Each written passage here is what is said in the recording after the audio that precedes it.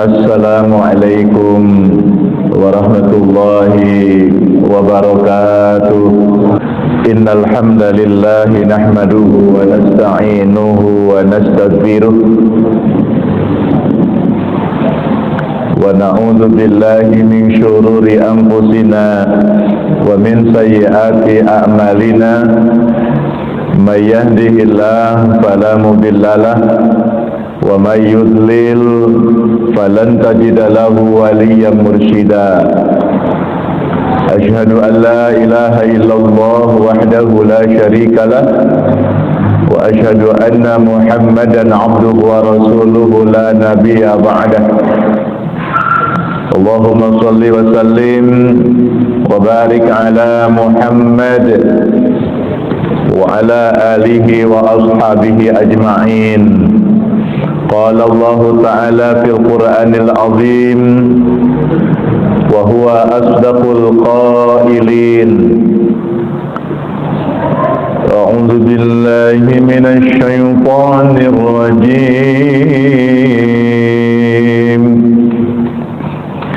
Bismillahirrahmanirrahim. Qul in kuntum tuhibbuna Allaha fattabi'uni yuhibbukumullahu wa yaghfir lakum dhunubakum wallahu ghafurur rahim. Bismillahirrahmanirrahim. Wa ma khalaqatul jinna wal insa illa liya'budun.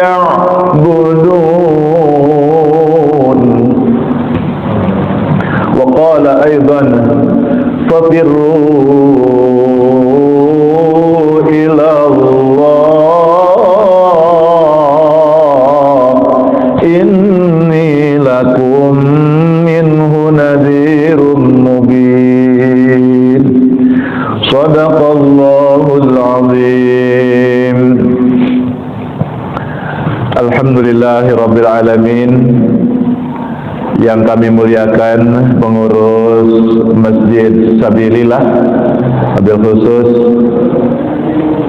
Ustazana Abdul Haris dan tim pengurus yang lain, jamaah bapak-bapak dan ibu-ibu yang sangat saya muliakan. Alhamdulillahirabbil alamin.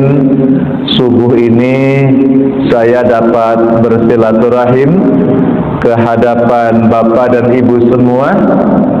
Mudah-mudahan hadirnya kita di majelis ini, sambung silaturahim seperti ini, mendatangkan dan mengundang rahmat dan barakah dari Allah Subhanahu wa Ta'ala. Kemarin kami juga berkesempatan kajian subuh di Puak Mojokerto. Yang sering itu kami di Puak Mojosari, kemudian di Tangunan di sana. Itu sering sekali. Kemudian diberi kesempatan 2 kali terus terselang pandemi di Stikes Mojokerto. Bapak rektornya Profesor Nurwiji. Jamaah yang dimuliakan Allah, kami rumah dekat di sini, nyebrang sedikit di Perak, Surabaya. Alhamdulillahirabbil alamin. Kami jam 2 sudah bangun. Alhamdulillah. Jadi kemarin kami di Wisma Tropodo, Masjid Sunan Ampel. Di sini Masjid Sabilillah. Alhamdulillahirabbil alamin, kita manfaatkan waktu untuk bersama-sama bagaimana hari ini bisa lebih baik dari hari kemarin. Itu cita-cita. Dan setiap kita harus punya cita-cita hari ini bisa lebih baik dari hari kemarin. Dan esok bisa lebih baik dari hari ini.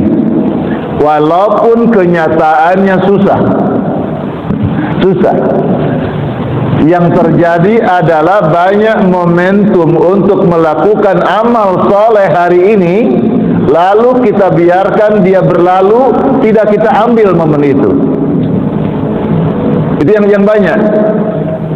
Padahal setiap denyut nadi, hembusan nafas dan tarikan nafas setiap waktu terus berjalan, jatah waktu yang diberikan Allah makin berkurang. Tapi kadang-kadang kita merasa alhamdulillah hari ini makin lebih baik. Padahal kalau bapak ibu mau mengevaluasi setiap hari, ya, kemarin sholat 5 waktu ya, sama sekarang sholat 5 waktu ya. Terus bedanya apa? Kemarin rawatib, ada qobliyah, ada ba'diyah, lengkap kemarin tunaikan. Alhamdulillah. Apakah nanti bisa lengkap hari ini? Alhamdulillah. Kalau masih sama, berarti ada sesuatu yang kurang. Masih sama aja yang kurang. Dulu doa bapak ibu sebelum menikah seperti apa doanya? Lalu ketika sudah menikah seperti apa doanya? Lalu sebelum punya anak bagaimana doanya? Sudah diberi anak seperti apa doanya? Anak 1, anak 2, anak 3, anak 5, atau sudah punya cucu, apakah sama doanya?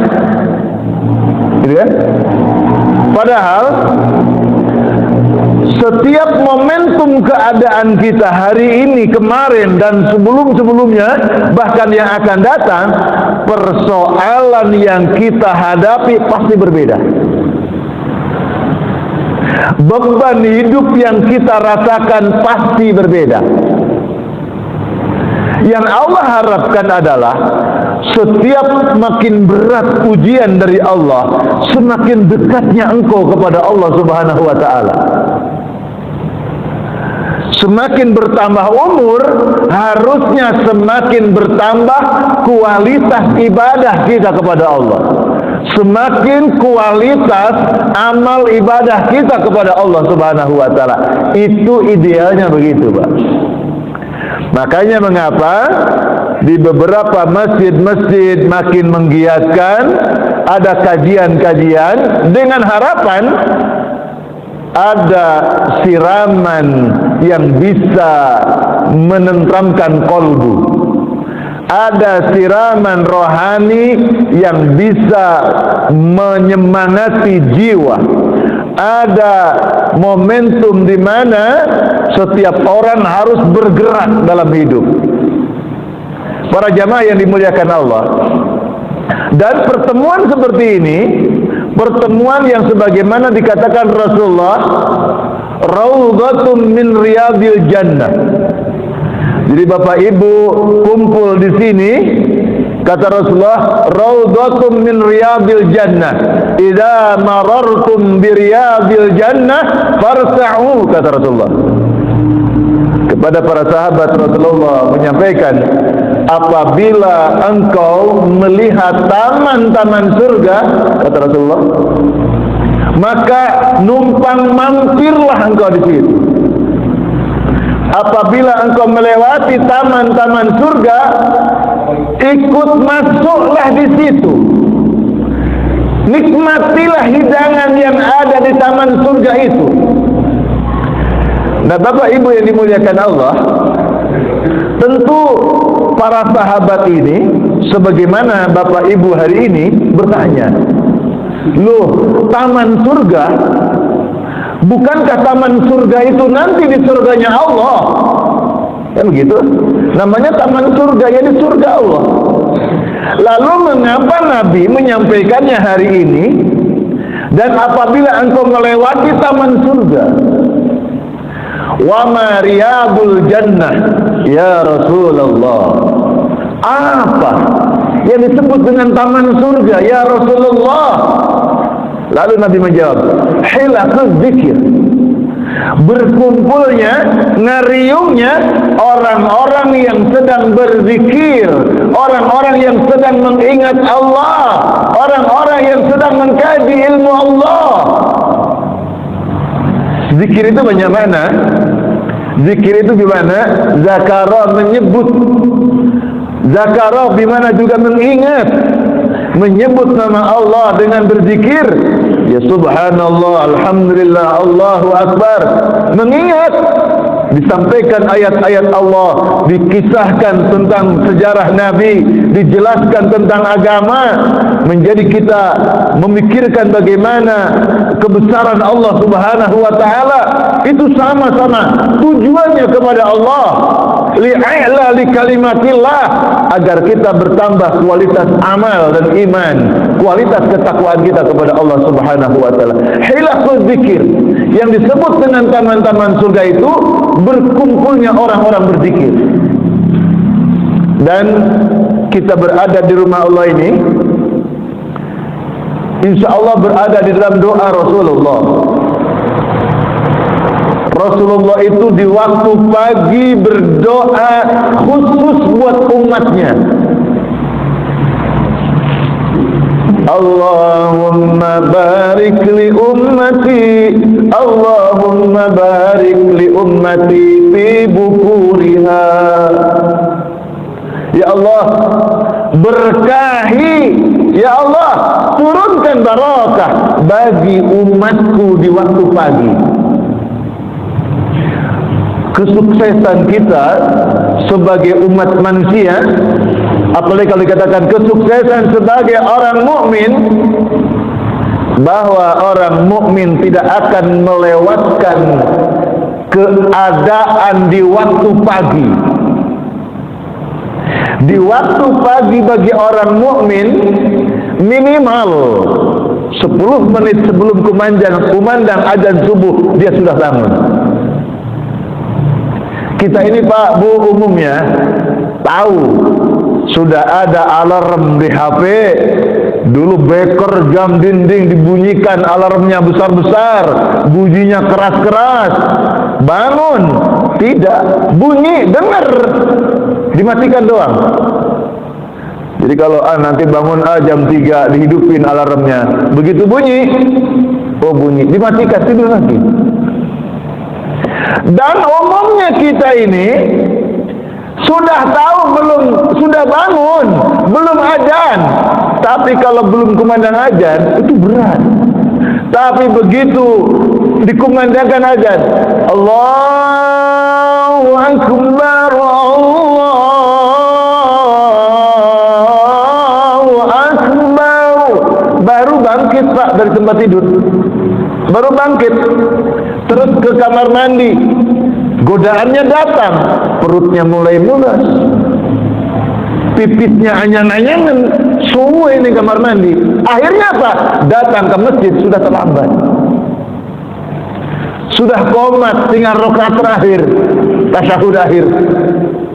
Padahal niatnya ingin subuh jamaah. Itu kenyataan banyak seperti itu.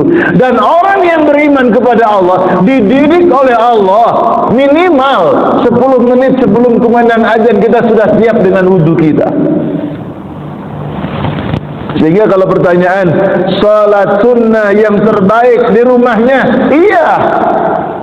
Tapi salat-salat sunnah yang dimaksud adalah qiyamul lail, salat-salat sunnah yang lain. Tapi untuk salat sunnah rawatib qabliyah tetap di masjid. Lah kalau semua di rumah nggak ada yang azan, Pak. Di rumah aja lah salat qabliyahnya. Mesti azan sopo? Mau azinnya sama, aku mau di rumah aja. Jadi kalau qabliyah itu diupayakan ke masjid supaya apa? Banyak sekali nilai pahalanya. Perjalananmu ke masjid jadi ibadah. Langkahku ke masjid dihitung oleh Allah Subhanahu wa taala. Doamu ketika ke masjid, berangkat ke masjid berdoa, Pak. Allahumma ij'alni fi qalbi nura wa fi sam'i nura wa fi basari nura. Dan terus cahaya, minta cahaya, minta cahaya ya Allah. Jadikan hati kami yang dipenuhi cahayamu, pendengaran kami diliputi cahayamu. Semua minta cahaya supaya terang hati ini, supaya Allah menurunkan rahmatnya dengan cahaya yang diberikan oleh Allah, kita menjadi lebih giat lagi ibadah kepada Allah Subhanahu wa taala. Ibadah itu bukan hanya ibadah yang formal, bukan hanya ibadah hanya sholat, ibadah ritual, hanya baca Quran, zikir, bukan. Kehidupan kita ini harus bernilai ibadah. Bapak bangun untuk mengingat Allah, itu ibadah. Ibu ke pasar belanja untuk memenuhi kebutuhan keluarganya, memasak, itu ibadah. Suaminya berangkat ke pekerjaannya, bismillah, tawakkaltu 'ala Allah, itu ibadah. Menerima tamu, ibadah. Insyaallah. Jadi tidak ada jeda waktu sedikit pun bagi orang mukmin tidak menjadikan nilai ibadah. Semua harus menjadi nilai ibadah. Itulah bedanya, Bapak Ibu dimuliakan oleh Allah. Kita ingin hari ini lebih baik, maka Nabi mendoakan, ya Allah, berikan barakah bagi umatku yang bangun di waktu pagi. Maka alhamdulillah ada bapak ibu itu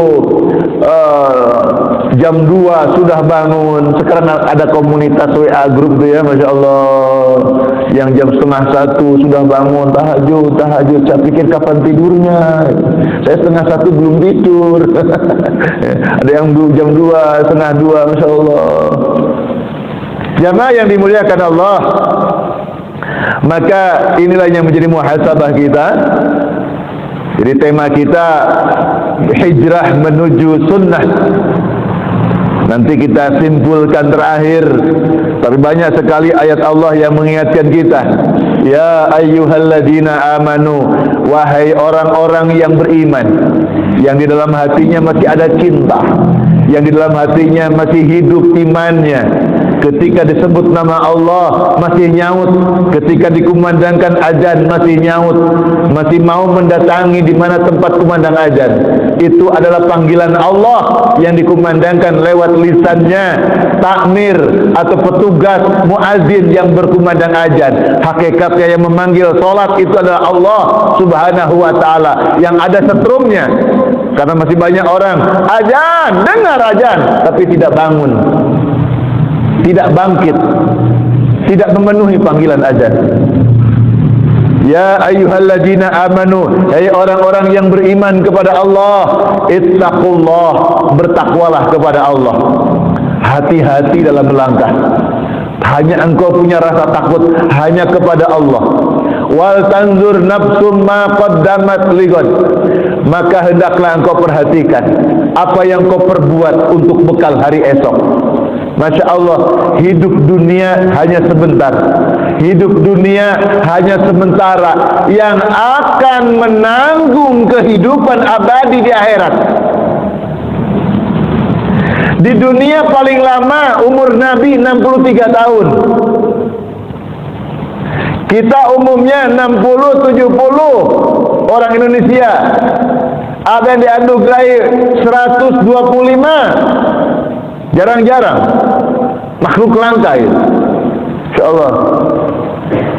Bapak Ibu yang dimuliakan Allah, apa yang diperbuat untuk bekal hari esok? Kapan kita memperbuat? Ketika masih hidup. Maka kehidupan yang sebentar, kehidupan yang sementara akan menanggung kehidupan yang abadi nanti di akhirat. Kalau kita tidak cukup bekal, itu disebut dengan mati nekat. Siapa yang masuk kubur tanpa bekal, maka orang itu matinya nekat. Kok ada orang mati nekat, gak punya amal, pengen mati. Makanya jangan seperti pasukan berani mati. Enak saja mati, hutangmu banyak. Pasukan berani mati, enak mati. Bekalmu juga nggak cukup kok berani mati. Kita ini mesti pasukan berani hidup. Kenapa berani hidup?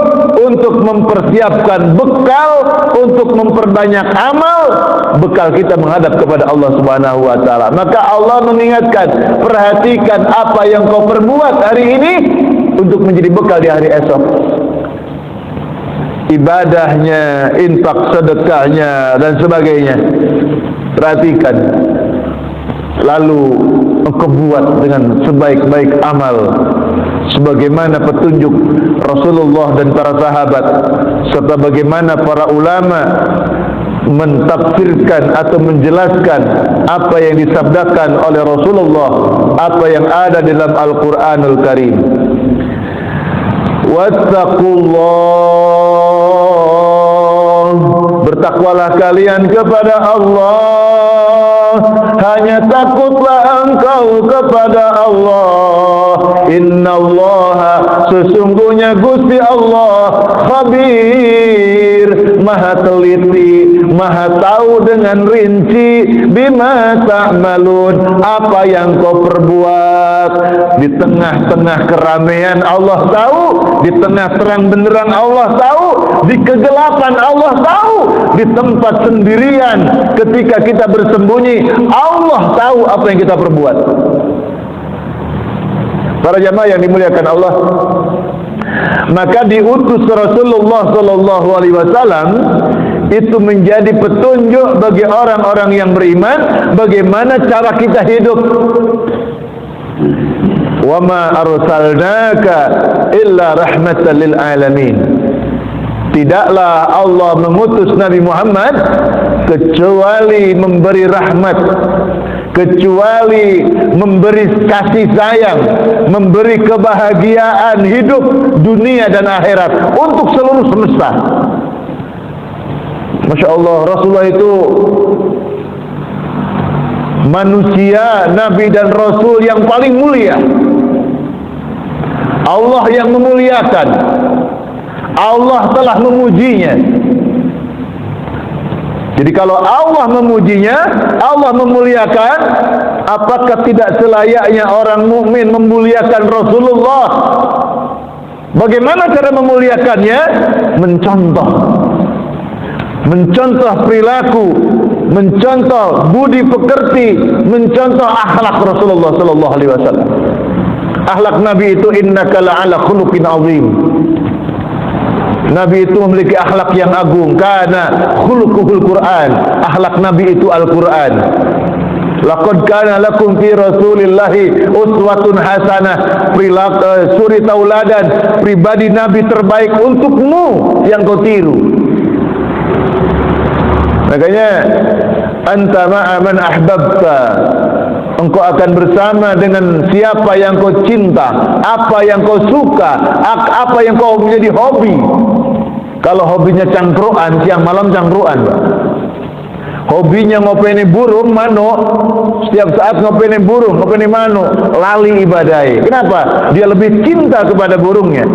Sekarang ada halaman rumah sedikit dimanfaatkan untuk nanam bunga, semua bunga, sampai lupa waktu untuk mengingat kepada Allah Subhanahu wa taala.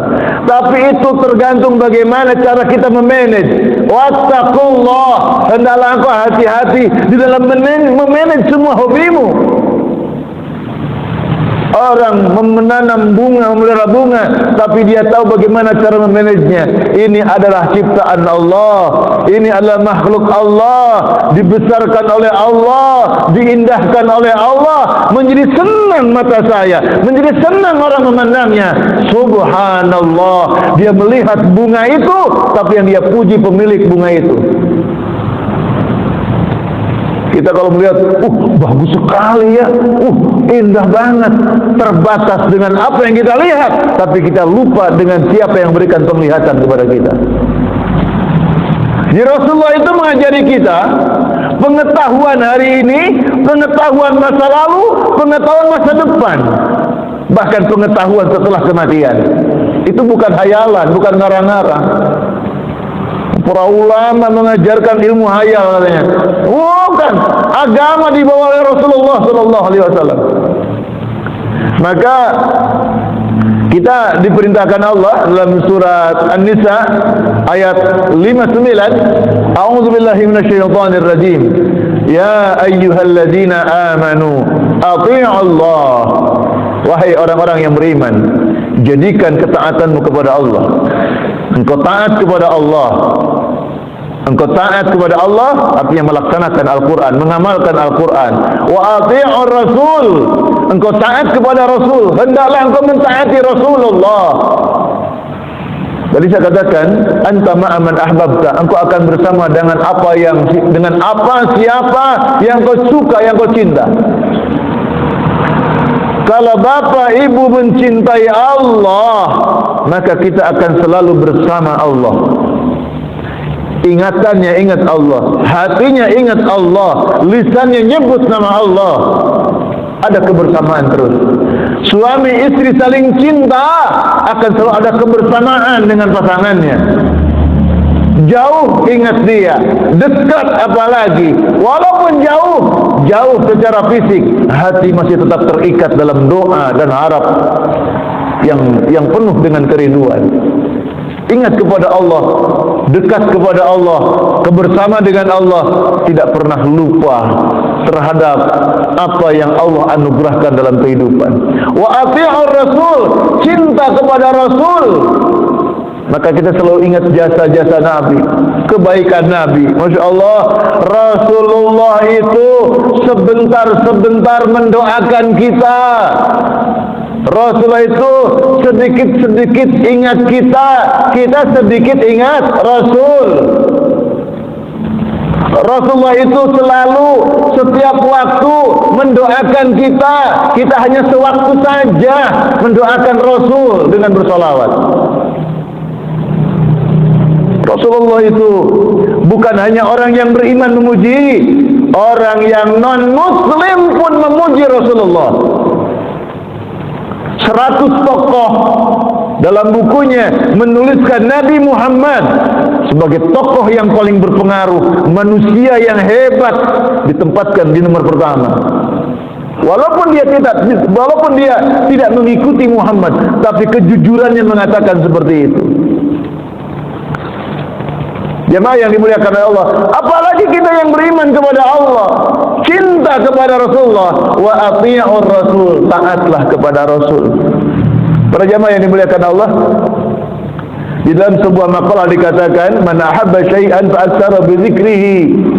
Suatu perkataan, entah itu siapa yang mengatakannya, ada menyandarkan kepada hadis walaupun dhaif atau mungkin bahkan maudhu hadisnya.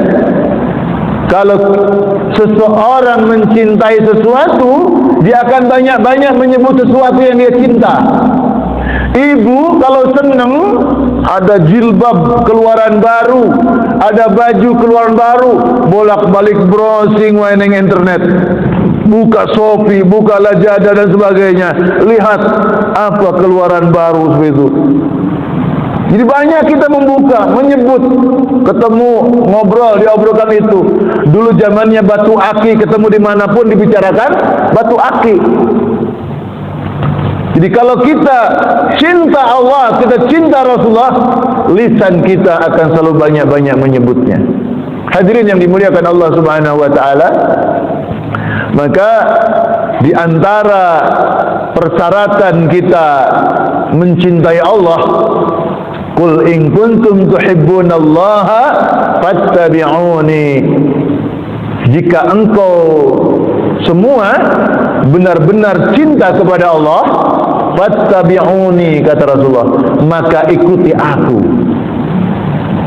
Ikuti aku artinya, jika engkau cinta kepada Allah tapi tidak cinta kepada aku, kata Nabi, kecintaanmu kepada Allah itu dusta. Jika engkau cinta Allah, maka ikuti aku. Maka siapa yang mengikuti aku, kata Allah, yuhibbukumullah, engkau benar-benar dicintai oleh Allah, wa yaghfir lakum dzunubakum, dan engkau diampuni dosa-dosanya oleh Allah Subhanahu wa taala. Nah, cinta Allah maka ikut Rasul berarti kita menjalankan sunnah Rasulullah sallallahu alaihi wasallam. Sunnah itu jalan hidup, perilaku, akhlak Rasulullah dalam kehidupan. Ucapannya, sabda-sabda Nabi, apa yang Nabi dikata, apa sabda Nabi, kita ikut apa yang disabdakannya. Kalau diperintahkannya, kita ikuti. Kata Rasulullah, jangan kau perbuat, kita tinggalkan. Lalu Nabi mencontohkan, jadi ada sunnah qauliyah, ucapan Nabi. Ada sunnah fi'liyah, apa yang dibuat oleh Nabi. Bagaimana para sahabat hadir dalam majlis, bagaimana Nabi ngajar dalam majlis, bagaimana cara Nabi salat, bagaimana cara Nabi beribadah, dicontohkan. Masya Allah, itu fi'liyah, banyak sekali sunnah-sunnah Nabi. Maka langkah kita fafirru ilallah. Jadi kita melangkah, berlari, bersegera itu menuju ke Allah, menuju kepada sunnah, mengikuti Allah dan Rasulullah Sallallahu Alaihi Wasallam. Masya Allah. Jadi ada qauliyah, ada fi'liyah, ada takririyah, ada hamiyah, ada sunnah Nabi. Jadi ada Nabi tidak buat, tapi sahabat melakukannya, lalu Nabi menyaksikannya, melihat apa yang dibuat sahabat, lalu Nabi mendiamkannya. Itu pertanda Nabi membolehkannya atau Nabi mengizinkannya. Para jamaah yang dimuliakan Allah Subhanahu wa taala, maka dalam season kita hijrah menuju sunnah, saya akan sedikit sampaikan tentang di mana di zaman Rasulullah Sallallahu Alaihi Wasallam itu ada majlis Rasulullah, di mana dalam majlis itu ada hal yang unik yang dirasakan oleh para sahabat Rasulullah Sallallahu Alaihi Wasallam. Pertama, jamaah yang hadir dalam majlis ini termasuk orang-orang yang diberkahi insyaallah, dan kita diperintahkan oleh merupakan orang-orang yang disebut di dalam Al-Quran. Jadi Allah mengatakan dalam surat Al-Mujadalah, ada mengatakan Al-Mujadilah, a'udzu billahi minasyaitonir rajim, ya ayyuhalladzina amanu idza qila lakum tafassahu fil majalis fafsahu yafsahillahu lakum wa idza qila amshuzu famshuzu yarfa'illahu alladzina amanu minkum walladzina utul ilma darajat. Wahai orang-orang yang beriman kepada Allah, apabila dikatakan kepada kalian semua, tafassahu fil majalis, berlapang-lapanglah dalam majlis, fafsahu yafsahillahu lakum, maka lapangkanlah, engkau pasti akan dilapangkan oleh Allah Subhanahu wa ta'ala. Para jamaah, di dalam riwayat tidak secara spesifik Nabi itu ngajinya kapan, apakah setiap ahad subuh gitu kan, atau setiap hari apa, tidak secara spesifik, tapi secara umum bahwa kajian, ngaji, majlis itu dilakukan setiap saat, sesering mungkin. Kenapa? Untuk menyegarkan ingatan kita, untuk menambah pengetahuan kita, untuk mengontrol amal kita, sehingga kita bisa meningkatkan amal ibadah kita kepada Allah Subhanahu wa ta'ala. Majlis Rasulullah itu di Suffah, di serambi masjid. Jadi kalau ini ruang utama, maka ada serambi di emper masjid. Di emper masjid itu juga di situ tempatnya para sahabat yang tidur di masjid, karena mereka orang-orang miskin atau para musafir perjalanan jauh, dan mereka menumpang di serambi masjid itu, di Suffah itu, ngaji di situ. Apakah serambi masjidnya itu sempit atau jamaah yang datang cukup banyak? Nah, kita kan sulit mengukur masjid ini besar atau kecil. Saat ini masjid ini masih kebesaran, soalnya jamaah masih longgar ini, gitu kan? Padahal kaum muslimin di sekitar Masjid Sabilillah yang muslim, kalau dia datang semua ke masjid 5 waktu, sholat berjamaah di masjid, insya Allah masjid ini masih kekecilan. Mungkin halamannya juga penuh. Kenapa? Semua ke masjid, gitu kan? Walaupun masjidnya besar, gitu kan? Kalau jamaahnya yang datang banyak, masjidnya masih kekecilan. Nah ini sekarang ini masih kebesaran Pak, itu ya, Masya Allah. Nah di Serami masjid itu kumpul para sahabat, sudah berdesak-desakan Pak, sehingga apakah tempatnya yang kecil atau jamaahnya yang banyak, ya? Itu desak-desakan, sehingga lutut-lutut para sahabat Rasulullah, ya, yang ikut majelis Nabi itu sudah lututnya nempel semua. Jadi ngaji Nabi itu halakoh, ngariung. Jadi Rasulullah dikerubungi sahabat terus, ya, keliling. Itu namanya hilaquz zikir, bermajelis Rasulullah. Nah, adab dalam majelis, adab Rasulullah menyampaikan, siapa yang datang ke masjid lebih dulu, dia lebih berhak memilih tempat yang dia suka. Gitu kan? Jadi jamaah yang datang lebih awal itu seyogianya dia suka memilih sok terdepan. Sok terdepan. Jadi kan kita ini suka-suka saya lah, mau di belakang, mau di pojok, gitu kan? Mau deket dinding supaya gampang nyandar Bu ya, enak, bisa nyandar gitu kan? Senden, ya. Senden ke dinding, hatinya bersandar kepada Gusti Allah. Jangan lupa ya. Jadi siapa yang datang lebih awal, sunnahnya di saf pertama, karena ada doa Rasulullah. Jadi orang yang innallaha wa malaikatahu yusholluna ala shaffil ula. Allah bersolawat, malaikat bersolawat untuk orang-orang yang berada di saf terdepan. Ibu-ibu gak kebagian ya, karena saf terdepan bagi bapak-bapak. Kalau ibu-ibu justru saf terdepannya paling belakang.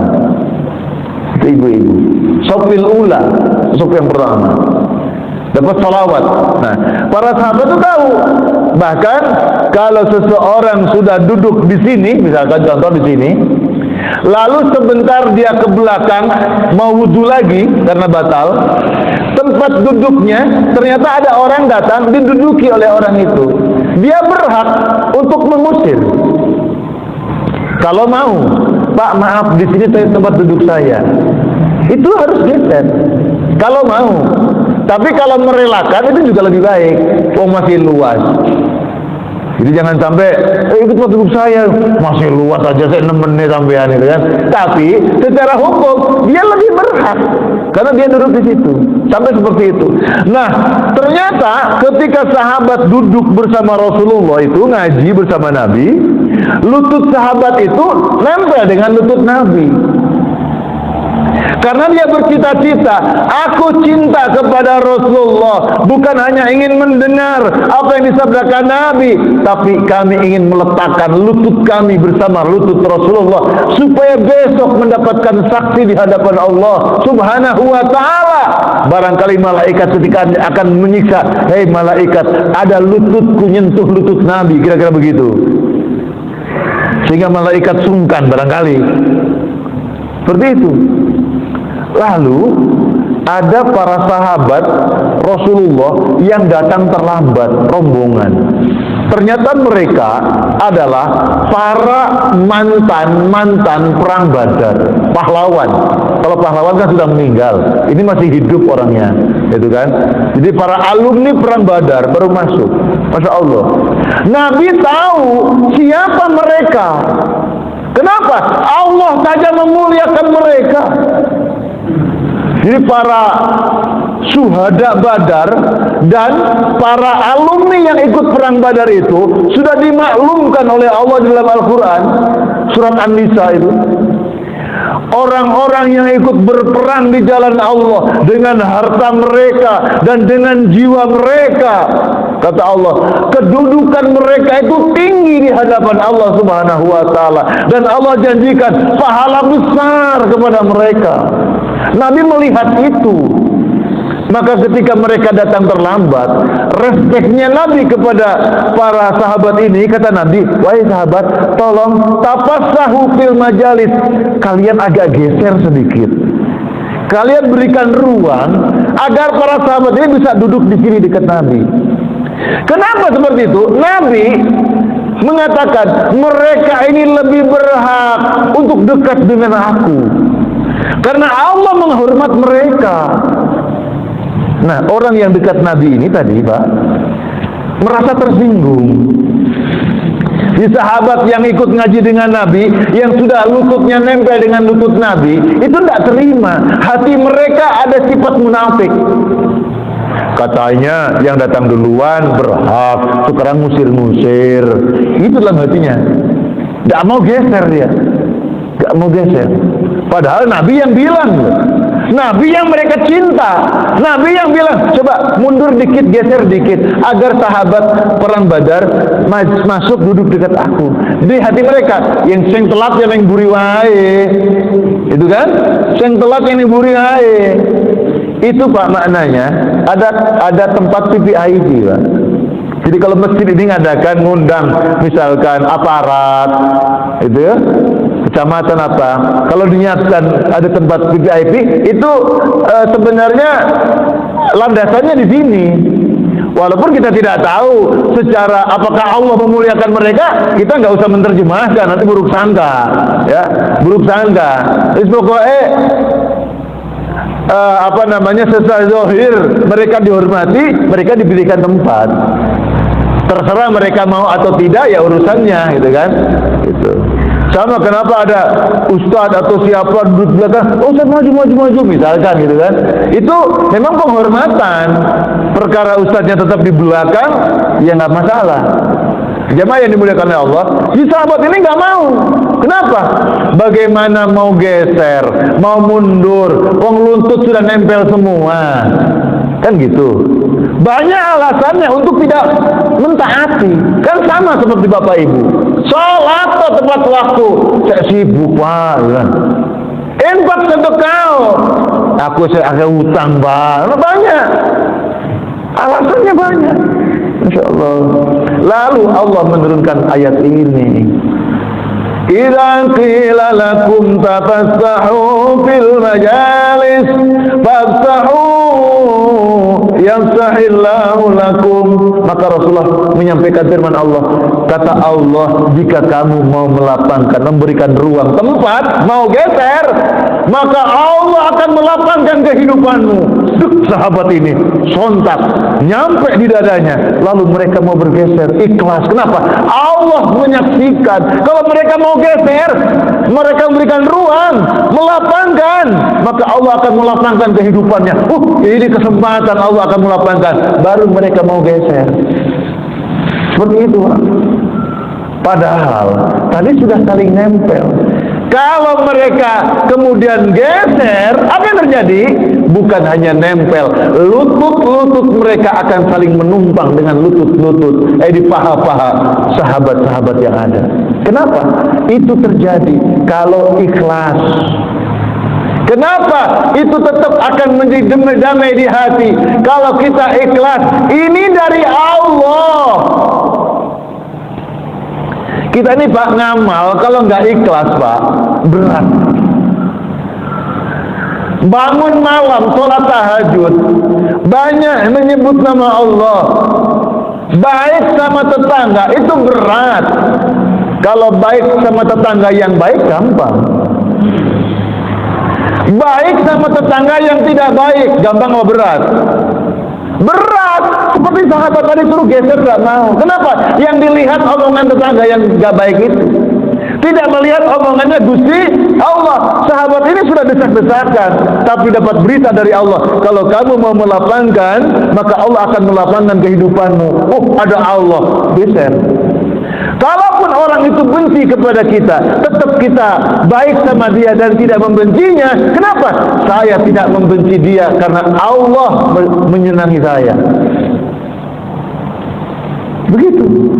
Biarlah dia benci sama saya, urusannya dengan Allah, tapi sudah saya maafkan dan saya tidak membenci dia. Itu berat kalau melihat orangnya, tapi ketika melihat Rahman Rahim Allah jadi ringan. Itu ajaran Rasulullah. Nah, jamaah yang dimuliakan oleh Allah, kita simpulkan, maka ada 3 sikap hati umat Rasulullah minimal, ya, yang menjadi amaliyah kita. Ada 3 sikap hati. Yang pertama, lapangkan hatimu, ya, lapangkan hatimu buat kehadiran fisik orang lain. Tadi bisa lapang Jadi orang yang bisa melapangkan itu bukan karena tempatnya yang masih luas. Orang yang bisa melapangkan itu bukan karena tempatnya sudah sempit, tapi karena hati yang lapang. Sekalipun tempatnya sempit, kalau hati lapang, bisa. Sampai itu kalau di jalan kesenggol sedikit marah. Sepedaan, udah kesenggol, marah. Hati-hati kalau jalan. Ini Pak, maaf. Udah minta maaf, saya marah-marah Pak. Itu Pak. Tapi kalau orang mau nonton sepak bola, desakan, ngantri karcis, senggol-senggolan, ini tetap nyaman Pak. Kenapa? Karena ada kecintaan. Kita pun sama. Kalau kita cinta kepada hamba Allah, cinta kepada Allah, sekalipun sempit bisa jadi lapang Pak. Maka lapangkan hatimu buat keadaan fisik orang lain. Maaf, rumahnya kan zaman sekarang makin sempit Pak. Dulu masih 10 kali 15, 25 kali 40 kan. Sekarang 5 kali 11 kan. Masya Allah. Tapi ada istilah RSSSS ya. Rumah sangat sederhana sehingga sulit kaki selonjor kan. Masya Allah. Hutang masih ada gitu kan. Masya Allah. Anak cerewet, tahu-tahu mertuanya telepon. Dok, lagi di mana? Masih di rumah Pak. Bapak mau mampir, mau nginep di rumahmu seminggu paling ya. Waduh, ya opo ini? Duit nggak punya, berat habis, rumah kecil, tidurnya di mana? Masya Allah. Habis itu mertua yang satunya juga sama. Tadi mertua istrinya, sekarang bapak ibunya sendiri. Nah, bapak mau ke Cermai, mau nginep di rumahmu. Masya Allah. Waduh, 2 orang tua di rumah bagaimana? Kalau hatinya sempit, nggak bisa Pak. Jangankan gitu rumah luas saja, bingung Pak, hatinya sempit. Tapi kalau hati lapang, sekalipun rumahnya sempit, senang Pak. Alhamdulillah, datang barokah dari Allah Subhanahu wa Ta'ala. Jadi kedatangan tamu itu berkah Pak. Kalau ada tamu yang datang, pertanda Allah menitipkan rezeki atau barokah kepada orang yang ditamui. Kalau tamu itu pamit pulang, insya Allah ada ampunan dari Allah Subhanahu wa Ta'ala untuk yang punya rumah. Insya Allah orang sudah datang, dalam hatinya, anakku masih begini hidupnya, rumahnya kecil, dia jalan ke belakang, entek berasnya kan, ya boy, anaknya tenang, saya fasilitas, ngopi, kan? Masya Allah, menutupi segala masalah itu bisa. Ayo Pak, ngopi dulu Pak, santai dulu Pak, ayo tak belikan makan dulu Pak. Masya Allah, orang tuanya berbisik, Bu, tabunganmu ono piro, ya Masya Allah, anakmu saknoi, terus ambil, itu barokah. Kalau sikapnya bagus, itu mendatangkan rezeki. Makanya berbuat baiklah kepada orang yang berbuat baik kepadamu, dan tetaplah engkau bisa berbuat baik kepada orang yang tidak baik kepadamu sekalipun. Itu ajaran Rasulullah SAW. Jadi nyunah itu banyak. Jadi sebenarnya hijrah menuju sunnah itu temanya sangat umum sekali Pak. Terus saya pikir apa yang harus saya kenakan? Itu ya. Ya udah, sini aja 3 sikap hati kita. Pertama, lapangkan hatimu untuk kehadiran fisik orang lain. Rasulullah mengisyaratkan kalau punya jatah 1 orang bisa dimakan 2 orang, punya jatah 2 orang bisa dimakan 3 orang. Anaknya bapak ibu yang mondok, ketika bapak ibu jenguk ke sana, bawa nasi bungkus 5 bungkus, anaknya celuk-celuk koncoy, hei teman-teman ke sini, geruduk 15 orang. Insya Allah 5 bungkus oleh 5 orang, 5 bungkus 15 orang. Insya Allah bukan untuk kenyang, bukan, ada berkah di situ. Anaknya latihan mental, bagaimana bisa sabar, bagaimana bisa menghargai teman, bagaimana bisa mengontrol emosi, bagaimana dia bisa berbagi, bagaimana dia bisa peduli dengan sesamanya. Masya Allah, sudah latihan di situ. Mungkin 2 suap, 3 suap sudah habis, tapi senang. Besok kan orang tua temannya datang juga, makan lagi. Masya Allah, itu ajaran Islam, lapang hati. Jadi Itu yang pertama. Yang kedua, lapangkan hatimu bagi ketidaktepatan pelayanan orang lain kepadamu. Suami istri kita pikir sikapnya akan sama dengan yang kita inginkan. Sering nggak sama. Suami maunya apa, istri karepe opo. Maunya istri begini, suami tidak begitu. Tetangga kok punya tetangga kayak gini sih, kan nggak cocok. Memang kita hidup di dunia ini berdampingan dengan yang tidak cocok itu, supaya bagaimana bisa ketemu kecocokannya. Lapangkan hatimu buat ketidaktepatan sikap orang lain kepadamu. Maaf Bapak Ibu yang punya pembantumu tuh kalau ada kurang sikapnya kepada majikan, dimaafkan, diberi hadiah. Pantes wae nasibnya seperti itu. Bapak Ibu ijazahnya apa, pembantumu apa, pasti beda. Maka saya ngerti ngalah. Turbo, turun ke bawah, turba. Masya Allah. Makanya Rasulullah ngajarkan, wa intafu, maafkanlah dia. Wa tasfahu, bukan hanya memaafkan, baikinlah dia. Wa tanfiru, sambungkanlah ke Allah, mohonkan ampun kepada Allah. Kepada siapa? Kepada orang yang baik kepadamu dan kepada orang yang jahat sekalipun kepadamu. Jadi kalau ada orang nyakitin kita, intafu, jika engkau mau maafkan, maafkan kata Rasulullah, maafkan. Maafkan. Bukan hanya cukup memaafkan, tetap kau harus sambung silaturahim. Kita ini kan bisa memaafkan, tapi untuk ketemuan nanti dulu. Sudah saya maafkan, dia ingin ketemu, sudah tak maafin, gak usah ketemu. Berarti belum pol. Agama mengajarkan, maafkan, tasfahu, tetap kau baiki dia. Lalu sambungan ke Allah, takdiri Allah, ampuni dia.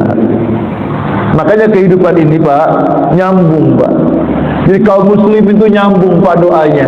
Baik tetangga yang kita kenal maupun kaum muslimin yang belum kita kenal, kita ini harus baik Pak. Kenapa? Itu saudara. Itu kita punya doa dari mereka. Punya doa. Allahumma ighfir lil mu'minin wal mu'minat wal muslimin wal muslimat al ahya'i minhum wal amwat. Jadi kita ini pernah didoakan oleh orang Islam Pak, yang lain walaupun tidak kenal Pak. Bahkan Rasul mengatakan doa mustajabah boleh jadi doanya dari orang yang tidak kita kenal. Kita jadi baik seperti ini ya Allah, bukan tepuk dada ya saya, bukan, ada doa orang lain, investasi kebaikan dari orang lain. Itu yang kedua. Jadi meringankan tuntutan, memudahkan apa yang sulit, rela dalam pelayanan. Dikurang-kurang dikit mesti maafkan lah, gak cocok mesti maafkan. Jadi pemaaf berat, pahalanya besar. Yang ketiga, lapangkan hatimu untuk kesempatan bertumbuh pihak lain. Kita harus lapang Pak, hidup bermasyarakat itu. Kalau ada orang mau cerita pengalaman, dengarkan supaya orang itu senang. Ada temannya cerita kok malah gak mau dilanggai. Pak, kemarin saya rekreasi ke sana, Masya Allah, bagus sekali tempatnya. Kamu sudah berapa kali ke sana? Baru kemarin. Allah, baru sekali aja cerita-cerita. Saya tiap minggu ke sana. Nah itu ngelecehno orang itu, nggak menghargai orang. Jangan seperti itu. Jadi kalau ada orang cerita, dengerin. Cuma jangan juga kita harus tahu diri. Jangan jadi cerita terus kayak penceramah ngomong aja sendiri, kan? Jangan. Insya Allah. Lapangkan hatimu bagi kesempatan bertumbuh pihak lain. Jadi ada musim pandemi Pak, banyak yang PHK, dia buka warung kopi, buka usaha gitu kan, dapat untung 100.000, tepuk dada, alhamdulillah ya Allah. Cerita ke temannya, saya dapat untung kemarin, berapa untungnya? 100.000. Ya Allah, 100.000, saya 500.000 itu masih rugi. Gak bagus itu, insyaallah. Jadi kita ini harus bisa menyenangkan orang. Orang begitu semangat. Saya juga kemarin begitu. Waktu saat telaten ini alhamdulillah meningkat. Jadi memberi semangat kepada orang. Jadi kalau ada jamaah baru datang, tumben, lagi teko, wis laras yo. Ya Allah, jangan ada orang baru ikut ngaji digitukan. Mutung dia sampai teko mana. Ada orang baru ke masjid, alhamdulillah Bu, saya kangen be sampean. Sudah datang ke masjid kapan-kapan, aku mampir ke rumah sampean bareng-bareng lagi ke masjid. Gitu, Pak. Ditakmiri juga semangat. Ya sewaktu-waktu lah diacaknya di bawahnya karpet ini kasih 100.000 diacak. Habis sholat, habis ngaji gini, alhamdulillah para jamaah yang dapat rezeki barokah, silahkan ditengok karpetnya, gitu kan. Alhamdulillah 100.000. Kasih tahu yang lainnya jamaah yang belum datang. Mana? Besok datang lagi nyari duit, belum duduk tengok-tengok dibuka karpetnya, masya Allah. Gitu. Ya beri semangat. Gitu. Bapak Ibu yang dimuliakan Allah Subhanahu wa taala, maka di antara sekian sunnah-sunnah Rasulullah banyak sekali sunnah paling tidak apa yang kita lakukan amaliyah secara lahir, maka juga secara rohani hati kita ada perbaikan. Maka orang ahli ibadah, maka hatinya makin bersih. Jika sikap hati kita, lapangkan hati untuk kehadiran fisik orang lain, suka berbagi. Lapangkan hati karena ketidaktepatan pada orang lain. Dia namanya lain apa tempatnya dia lahir di mana, beda alamnya mungkin. Kemudian lapangkan hatimu untuk kesempatan bertumbuh pihak lain. Suka memberikan semangat, mengapresiasi hasil kerja orang. Masya Allah, itu senang. Demikian Bapak Ibu yang dimuliakan oleh Allah, mudah-mudahan bermanfaat. Sebelum tutup mungkin ada yang mau bertanya, disilahkan. Tafadhol. Monggo. Atau kalau tidak ada, jangan diada-adakan. Sudah cukup nih. Ini sudah waktu isyraq. Mudah-mudahan apa yang disampaikan seiring Allah menurunkan taufik hidayah rahmat kepada kita, sehingga apa yang kita dapatkan dicatat sebagai ilmu yang bermanfaat, ilmu yang menjadikan cahaya bagi kita, menuntun kita, memberikan semangat kita ke jalan yang diridhai oleh Allah Subhanahu wa taala. Subhanakallahumma wa bihamdika nashhadu an la ilaha illa anta wa nastaghfiruka wa natubu ilaik. Allahumma anfa'na bima 'allamtana wa 'allimna ma yanfa'una warzuqna 'ilma yanfa'una. Allahumma arzuqna fahman nabiyyin wa hifdzal mursalin wa ilhamal malaikatil muqarrabin. Rabbi awzi'na an ashkura ni'mataka allati an'amta 'alaina wa 'ala walidayna wa an 'amala salihan tardah wa aslih lana fi dhurriyyatina inna tubna ilaika wa inna minal muslimin. Ya Rabb, kami anugerahi kami taufik dan hidayahmu ya Allah. Dengan taufik dan hidayahmu kami jadi hamba yang pandai bersyukur ya Allah. Bersyukur atas nikmat-nikmat yang kau limpahkan kepada kami, dan mensyukuri nikmat yang kau alirkan kepada kedua orang tua kami. Ya Rabb, jadikanlah kami golongan hambamu yang gemar melakukan amal-amal soleh, amal soleh yang kau ridhoi ya Allah. Ya Rabbana, perbaikilah kehidupan dunia kami ya Allah. Perbaikilah kehidupan anak keturunan kami. Perbaikilah generasi penerus kami. Perbaikilah nasib bangsa Indonesia tercinta ya Allah. Ya Rabb, jadikanlah kami golongan hambamu yang bertobat kepadamu, dan kau menerima taubat kami. Ya Rabbana, jadikanlah kami menjadi hamba yang tunduk, patuh, berserah diri, menjadi hamba yang taat dan takwa kepadamu ya Allah. Ya Rabbana, anugerahi kesempatan yang paling indah, suatu saat perjumpaan denganmu dalam keadaan husnul khatimah. Allahumma ya Rabbana, jadikanlah kami golongan hamba-hambamu yang mencintai Allah dan mencintai Rasulullah dan dicintai oleh Allah dan Rasulullah. Ya Allah ya Rabb, kami kepada Engkau lah kami bersimpuh, dan kepada Engkau lah kami memohon pertolongan ya Allah. Rabbana wa taqabbal du'aana innaka sami'ud du'a. Rabbana atina fid dunya hasanah wa fil akhirati hasanah wa qina adzabannar walhamdulillahi rabbil alamin. Billahi taufiq wal hidayah fi sabilil haqq.